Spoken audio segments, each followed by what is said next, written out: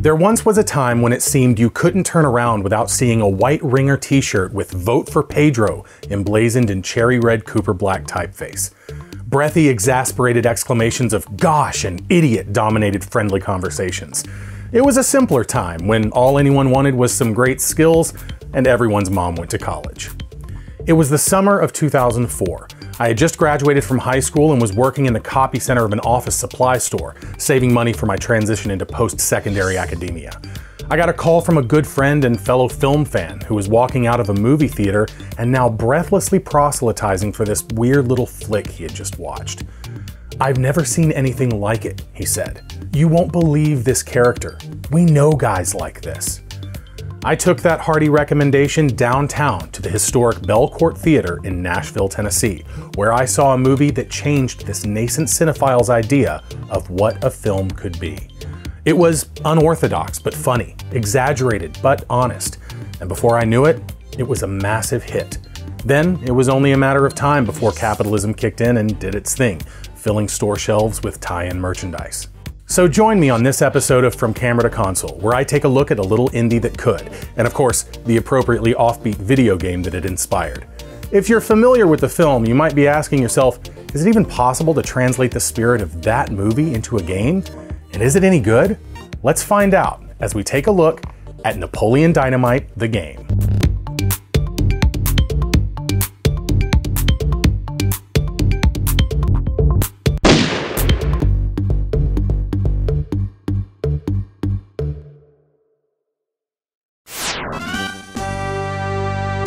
Even as a child, Jared Hess had a fascination with filmmaking. Growing up in Utah, Hess would utilize his brothers in what he called early film experiments shot on videotape. This love for movie making eventually took Hess to Brigham Young University, where he studied the craft. There, he met a number of people who would shape his life and career, perhaps most importantly, a young woman by the name of Jerusha Demke. Hess convinced Demke to abandon her English degree for one in film because, in his words, you didn't have to read long books. You could just watch movies and write about them. Whether this was a convincing enough argument is hard to say, but Jerusha did in fact leave the English department and join Hess in film. There she became his writing partner, co-producer, and eventually his wife. Working together on their first formal productions such as Cardboard Only, a 2001 short film produced as a school assignment, it was already clear that the Hesses had an interest in showcasing the quirky, rural lifestyle in which they had been raised.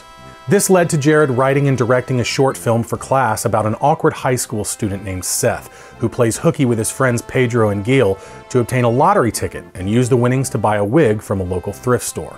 The short was titled Peluca, the Spanish word for wig, and starred one of Hess's fellow film students in the lead role, an actor by the name of Jon Heder. The movie was screened at the 2003 Slamdance Film Festival, a yearly showcase of emerging artists that is intentionally scheduled at the same time as the nearby Sundance Film Festival. Although a great honor in its own right, Hess had little idea that he would be returning to Park City the very next year. Jared and Jerusha Hess got to work adapting Peluca into a feature-length film, using their own experiences in small-town Utah as a basis for scenes, plots, dialogue, and even entire characters. The Hesses crafted an idiosyncratic little script that would give audiences a peek into the life of a sullen, weirdly confident super nerd extraordinaire, as the director has referred to him. Jon Heder would return to fill the moon boots of the main character, while other BYU alums and a number of notable character actors would step into supporting roles, including John Grise of Real Genius, Tina Majorino of Waterworld, and Diedrich Bader of Office Space. Shot in and around the real-world city of Preston, where Jared went to high school, the film would depict a city out of its own time. Despite being set in the year in which it was made, the paisley wallpaper, VHS tapes, and burnt orange camper vans evoke an all-American pastiche of post-mid-century kitsch, namely that of the 1970s and 80s. The analog sounds of early electric keyboards would give John Swihart's score a chintzy Muzak quality to match this wood-paneled world. Although a fairly straightforward expansion of the short upon which it was based, a key change made in the process of adaptation was the name of the main character, who would ultimately lend his moniker to the film itself. While in the Latter-day Saint missionary program, Jared Hess once met a man in Chicago with a most unforgettable name. So me and my missionary companion were like on our huffies, you know, and he's like, "Hey, church people, come here, I want to talk to you for a minute. Church people, come here." So we went over there and started talking to him, and he's like, both of you's got the same name. You called elders. Why you got the same name? And I'm like, you know, it's just a title we carried these 2 years, whatever. And then I'm like, sir, what's your name? And he's like, my name is Napoleon Dynamite. I was like, holy crap, that is the sweetest name I've ever heard in my life. So I pull out my little like missionary planner, like write it down, you know, like, I've got to make a movie with this title. Unbeknownst to Hess, however, recording artist Elvis Costello had already been using the sobriquet, namely on his 1986 album, Blood and Chocolate. But the film was already shot and on its way to Sundance, just a hop, skip, and a jump down the street from where Palooka had premiered just 1 year prior.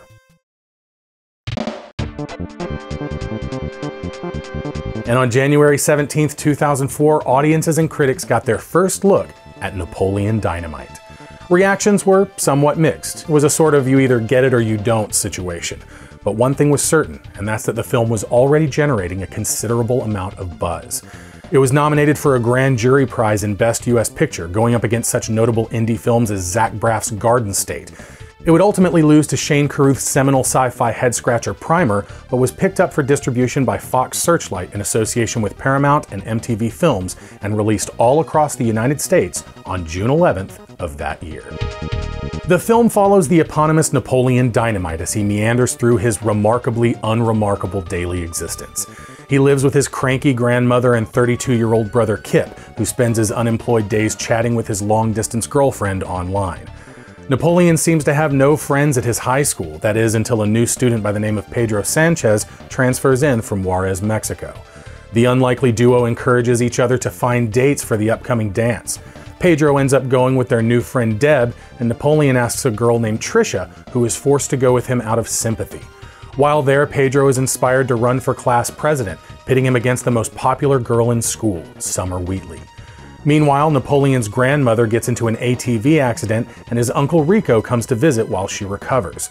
Uncle Rico and Kip team up to sell various products door to door and seem to get along well, whereas Napoleon is always butting heads with the two of them. The student body presidential race culminates in a school presentation in which both candidates deliver a speech and put on some kind of performance. Unaware of the second part of the presentation and having nothing prepared, Pedro loses his confidence and gives an underwhelming speech. In a last-minute attempt to salvage Pedro's campaign, Napoleon appears on stage and performs an impromptu dance routine that is received with a standing ovation.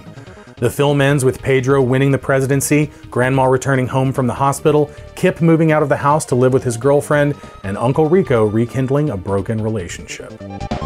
Just like my friend had suggested when he recommended the film to me, I walked out of the Bell Court that summer evening feeling like I had seen something wholly unique and incredibly special.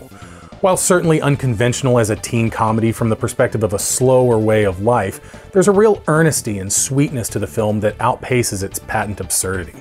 The perfunctory plot threads adequately tie the narrative together as one thing leads to another, yet there's a distinct sense that scenes play as a series of vignettes, easily defined by a couple of key words. The llama scene, the bicycle scene, the chicken scene, Rex Kwon Do.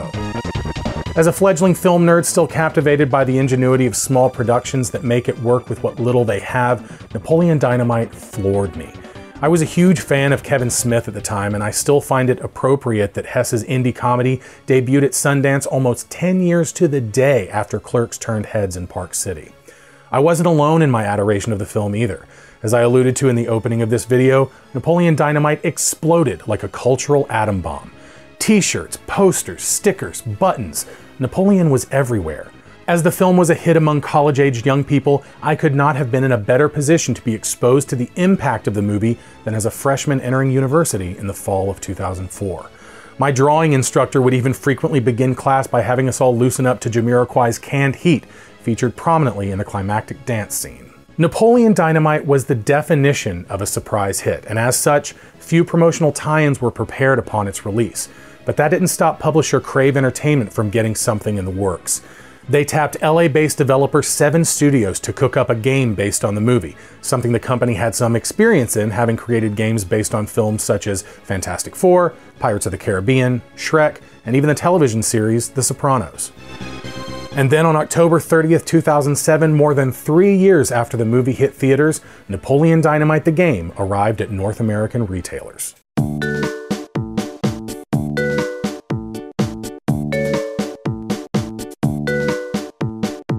Released for the Nintendo DS and Sony's PlayStation Portable handheld consoles, Napoleon Dynamite the game took form as a collection of minigames. Although almost identical in style and gameplay, the PSP version features 30 games, whereas the DS only has 25. For that reason, we'll be focusing on the PlayStation Portable release in this episode. And as I've never covered a minigame collection like this, I feel like I need to approach it one game at a time, much like in my Die Hard Trilogy episode. However, instead of talking about each game from my least to most favorite, I'll be tackling all 30 of these from best to worst. Let's jump right in.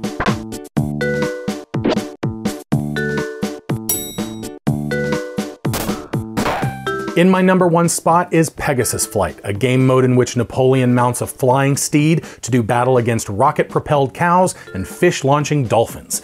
The 3 shoot-'em-up style rounds will see Napoleon fight bosses such as a black Pegasus, a robotic space crab, and a UFO piloted by a giant brain. Of all 30 games in the package, I feel that this one most effectively represents the genre it's attempting, but is by no means a fully featured experience on its own. Number 2 is bow hunting, in which Napoleon must use angle and power controls to hit a variety of targets with an arrow, culminating in a William Tell reenactment and bow and arrow battle against Uncle Rico. This one works exactly as advertised, and the way that Uncle Rico gets taken down by the arrow made me laugh. Sometimes a good chuckle is enough to land you the number 2 spot, I suppose. Number 3 is cake building, in which the player must complete several tasks and a recipe to bake a cake. This one feels a bit like Cooking Mama, a game series I have some fondness for, so it gets higher than average marks in my book. Number 4 is called Football Toss, another angle and power skill test that has Napoleon going up against his Uncle Rico for pure distance.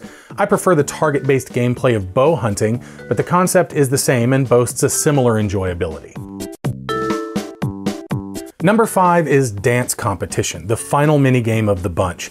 This one represents the culmination of 4 earlier games with the exact same rhythm-based mechanics, but with a higher difficulty than all previous iterations.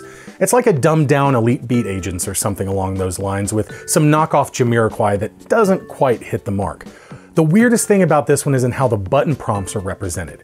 Yes, it's accurate to the buttons on the PSP system, but since both the up button and the triangle buttons technically have triangles on them, this would occasionally mess with my head and cause me to make a mistake. Unlike the PSP's home console big brother, the iconic square, triangle, circle, and cross are not color-coded, which would have helped a whole lot here. The number 6 spot goes to Lowrider Drive, another shoot-'em-up style game, but this time featuring the 1971 Pontiac Grandville convertible driven by Pedro's cousins. Here the player will shoot fuzzy dice and go up against a fleet of ice cream trucks, an army of street toughs, a swarm of bees, and flaming lips? Not those flaming lips.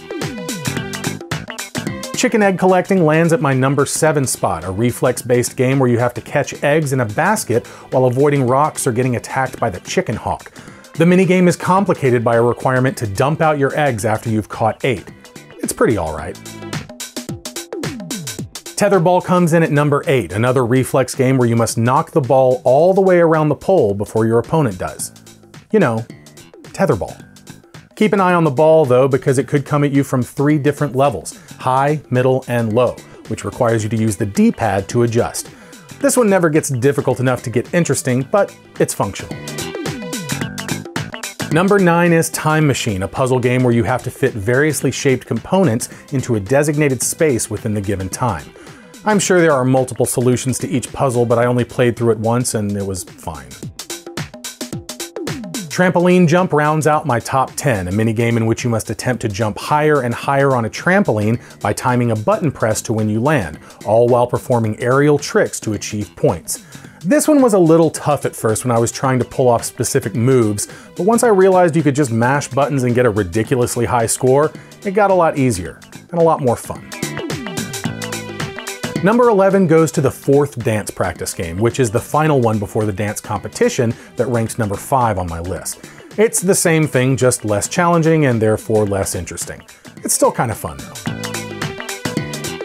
Bmx Bike Jumping lands in the number 12 spot. This one has you ride on Pedro's bike, building up speed to jump ramps and perform tricks. When flipping through the air, you have to be sure you're level with the ground when you land or else you will crash. This feels a little like Excite Bike in that way, which I'm a fan of, so this kind of gets a pass. The third dance practice game is my number 13, and it's just like the aforementioned dance minigames, except not as good. Save Nessie comes in at number 14, a shooter game sort of kind of in the vein of Missile Command if you squint at it. Here you play a wizard who must protect the Loch Ness Monster from being blown up by warships and submarines. You have a rapid-firing basic attack, a stronger attack that must recharge, and a screen-clearing attack that you can only use once per round. This one was a very, very mild challenge and kind of hilarious in concept, which is why it isn't ranked lower. Number 15 is Wolverine Hunt, where you play as Napoleon using his 12 gauge to shoot wolverines with his cousins in Alaska. Be sure to shoot the wolverines before they attack your cousins. What the heck would you do in a situation like that? Number 16 is Dodgeball, perhaps the most fully featured game in the bunch, but with such clunky controls that it wastes any potential it has. In the game, you can switch between Napoleon, Pedro, and 3 other teammates on the sidelines of the opponent's half of the court. A dead ball may be recovered by one of these 3 additional players so that the opponent may be attacked from behind or the sides. Jumping and power throw features are also available. Happy Hands comes in at number 17, a memorization game not unlike the electronic Simon game originally manufactured by Milton Bradley. Interestingly, that toy was co-invented by Ralph Baer, who is considered to be the father of video games. That fact is actually more interesting than this minigame. Anyway, its biggest fault is that each button is assigned a letter, which is announced as part of the memory sequence, and since the buttons on the PSP are in no way reflective of these alphabetical characters, this only served to confuse me while playing this game. D, B, D, B, A, F, A, D, A. 18 is Stallion Riding, a combination of a side-scrolling jump and dodge style of minigame and the angle and distance challenges I previously talked about. Here, Napoleon must accelerate on his steed until he reaches the edge of a pond, at which he bails from the animal and flies to the other side of the water. This one is equal parts simple and frustrating, as it's nearly impossible to avoid hazards once you get your horse up to speed. It is kind of hilarious, however, which is why it isn't lower on the list. 19 is the water balloon toss game, in which you must fling water balloons at your opponent's fort and destroy it before they do the same to yours.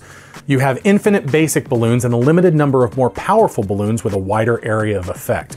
This one is actually fine and maybe should be higher in the ranking, but I just found it too simple and quick to give it any real consideration. Feed Tina comes in at number 20 and is very similar to water balloon toss. Here you must launch food into your pet llama's mouth while avoiding globs of green spit. Singing is my number 21 and is practically another dance practice rhythm game, although you play as Kip, who is trying to record a song for his girlfriend. It is less fun than the previously mentioned rhythm minigames and slightly better than the ones I have yet to mention. I honestly don't know what else to say about these rhythm games at this point, so in that case, 22 is the second dance practice game, and 23 is the first dance practice game. Toy Drag is number 24 and is based on the scene from the film in which Napoleon pulls an action figure on a string behind his school bus. The object of this minigame is to hit as many obstacles as possible in an attempt to destroy the toy, but be sure to avoid animals. 25 is a game called Pull Kip, in which you must escort Napoleon's rollerbladed brother into town by pulling him on your bicycle. This one is a lot like Toy Drag, except you don't want to hit stuff. Avoid obstacles, pick up speed boosts, and cross the finish line to win. That's it. As simple and unsatisfying as Toy Drag is, this is slightly worse. One ranking slot worse, to be exact. Number 26 is Rex Kwon Do, a fighting game where you just sort of flail your way to victory. There is a special move, however, and special moves are frickin' sweet. Number 27 is Ninja Fight, a side-scrolling beat-em-up style game with the exact mechanics as Rex Kwon Do, except somehow clumsier? Anyway, this one is just a little tough just because of how clunky it is and how many enemies you have to face at one time. Pinata Smash lands in the 28th spot, a reflex-style game most similar to Tetherball, which ranked relatively high at number 8.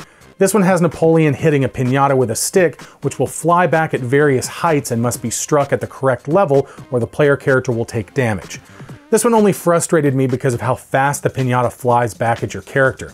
You have to practically guess where the pinata is going to be and just hope you get lucky.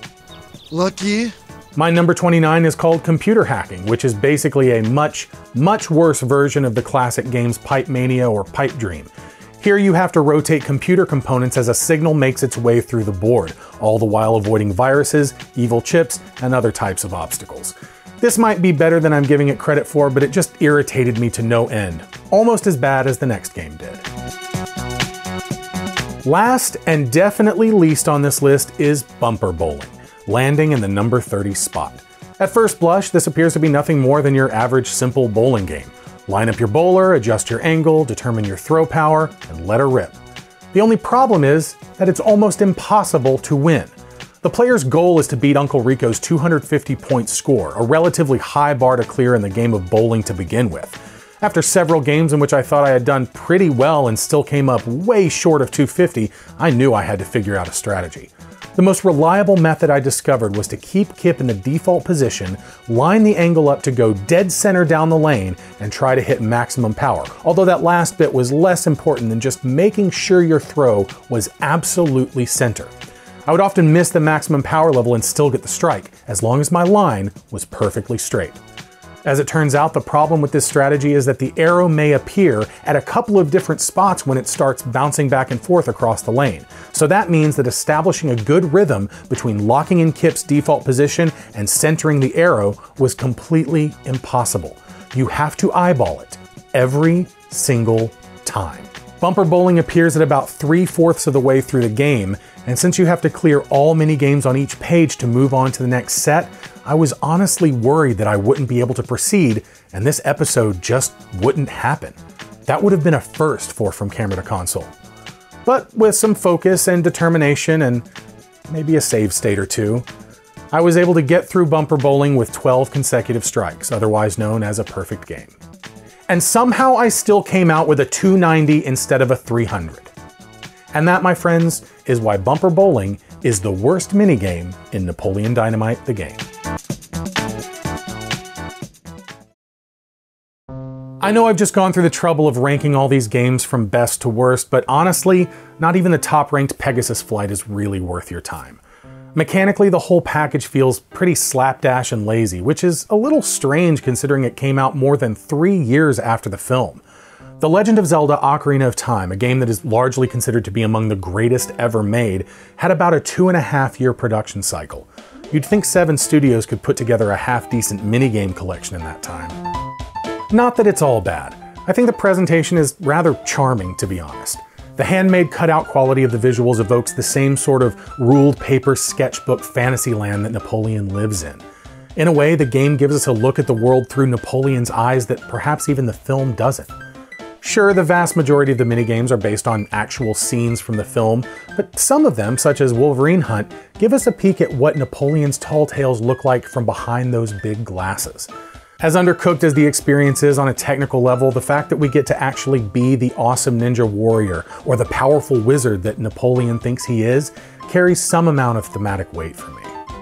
As an adaptation of one of the most quotable movies of all time, the game is naturally loaded to bear with sound bites from the film.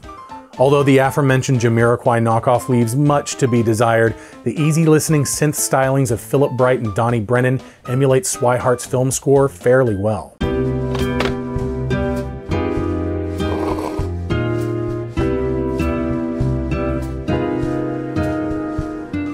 The game also tells a story that is entirely different from its silver screen counterpart. Tina the llama has escaped and must be tracked down by Napoleon, all while he gears up for a town-wide dance competition. Chronologically, I suppose you could consider it a sequel since Napoleon already knows Pedro at the beginning of the game, but even that is probably putting more thought into it than the developers did. The package also includes a number of non-competitive games as bonus features, collected as you make your way through the minigames, as well as a multiplayer mode that allows you to connect 2 local PSP systems and play competitively with friends. It even uses a generous game share feature, so you only need 1 copy of the game. Familiar faces such as that of the titular Napoleon Dynamite, Pedro, Kip, and Uncle Rico appear throughout the game, while a number of other characters are represented by what I can only assume are members of the development team at 7 Studios. A record of your achievements in each minigame and unlockable still and clip galleries round out this PlayStation Portable release. Ultimately, the greatest strength of Napoleon Dynamite the game is its choice to turn a film that feels like a series of vignettes into the interactive version of that very concept: minigames. Coupled with the charming visual presentation, I'd say that the title at least appears to be a successful adaptation of the film. Of course, playing the thing is another experience entirely. Just like Clerks before it, Napoleon Dynamite was the indie comedy for its era. Unfortunately, its tie-in game was a matter of too little too late. At least we can be grateful we don't have a Jay and Silent Bob video game to complain about. Wait, we do?